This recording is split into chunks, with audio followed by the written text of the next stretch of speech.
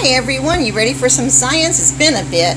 We're going to make some plastics out of milk, okay? So what you'll need to do is just get some milk out of your refrigerator, and you're going to get a cup. So pour 1 cup of milk.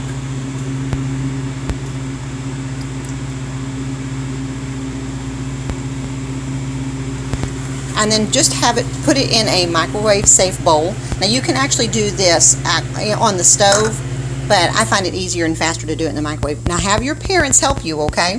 So put it in the microwave.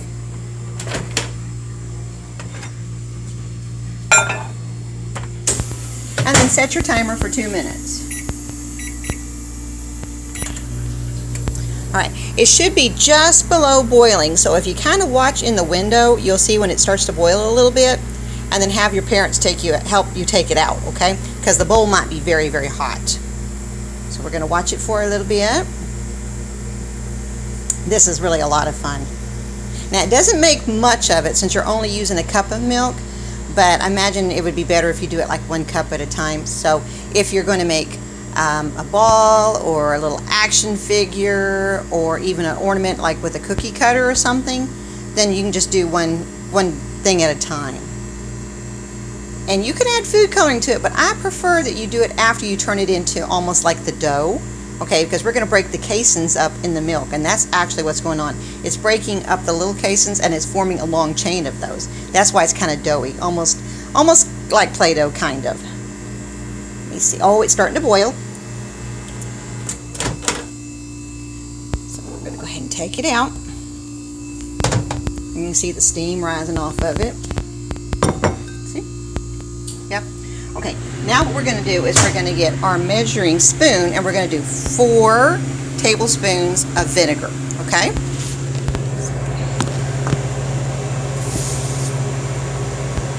Now I got a great big thing of vinegar because I use that for lots of science here at the library. So, 1. Now if it doesn't work, you know, after putting the 4 things in there, it means the milk wasn't hot enough. So you missed, do 4, 1, 2, 3, and 4. And it's already starting to kind of break up and look a little cloudy and a little strange. Now you're just going to take your spoon and gently stir it. Okay? See how it's looking kind of cloudy and kind of clumpy? It's supposed to do that.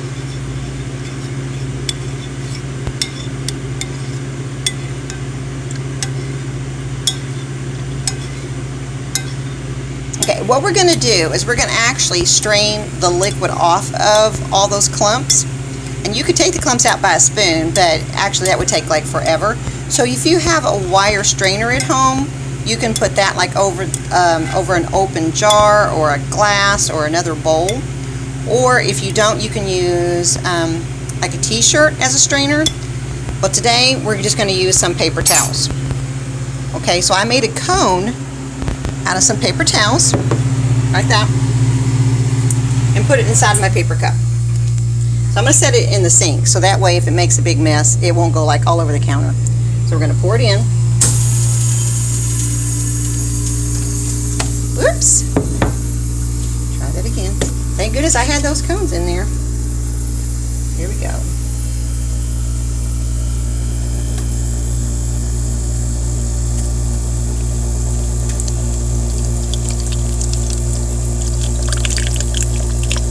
There we go. And see, there's still some clumps left in the bowl, so we'll get our spoon out in a bit and we'll scoop those. So this is what it looks like inside the cup. See all that liquid?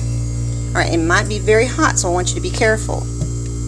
You can let it cool off a minute, and then you're going to pick it up, and if it's the t-shirt or the strainer, and see all that extra liquid? We're going to pour that out. We don't need that. We're going to lift up on this so some more of the liquid will fall out. Okay. We don't need the liquid, we just need the solids. Okay. Squeeze gently.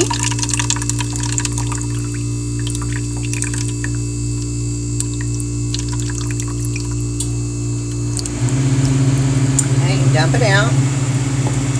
Squeeze some more.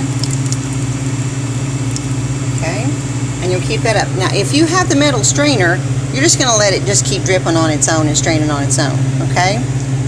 When it's done, this is what it kind of looks like. Look.